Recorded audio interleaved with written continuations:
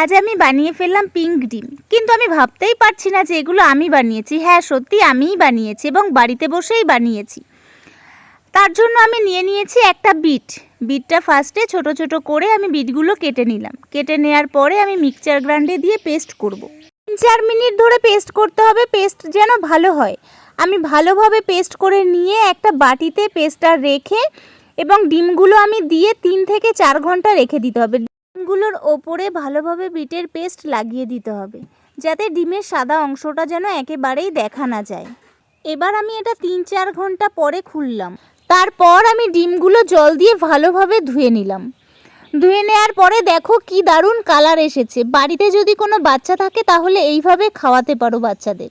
ওপরটা যেমন দেখতে সুন্দর, ভেতরটাও কিন্তু তেমনই সুন্দর হয়েছে। এবারের ওপর থেকে ছড়িয়ে দেবো জাস্ট একটু লবণ। তোমরা কিন্তু এইরকম বাড়িতে ট্রাই করতে পারো পিঙ্ক ডিম।